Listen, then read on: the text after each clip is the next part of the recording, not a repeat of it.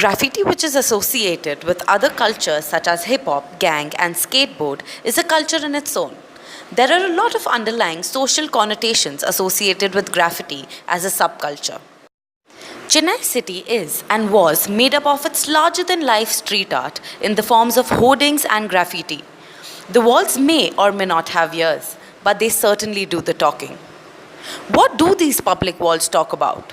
Mostly politics. Political slogans and images of leaders cover the street walls. So, so when it comes to political graffiti, I would say political graffiti is a very big inspiration to all of us because we are amazed by the skill those painters have, and this has been there for generations and generations. And these guys are like really good artists. So the thing is that, but a lot of people they don't seem to like that art form in Chennai because it's very narcissistic. Again, just it gives out the names of the political leaders in Tamil Nadu.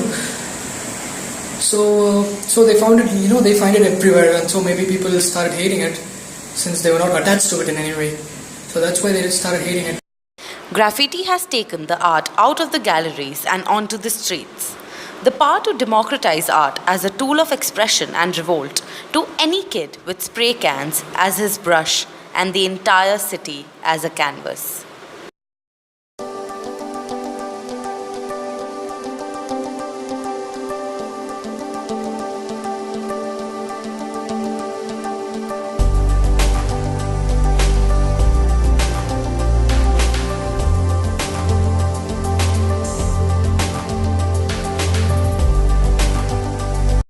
Basically, I'm one of these persons who believes that graffiti, it can be called art, but it didn't start off as art. It was a way to represent ourselves.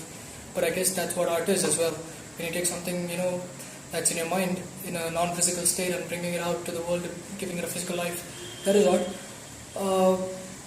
Graffiti as an art is growing very much because no one would have ever thought that graffiti, that's something that started in the ghettos and ditches of New York, would go to such an extent where each and everyone is doing. Just imagine something that started in the 60s in New York. It's being done by guys in Chennai in 2015. It has grown that much.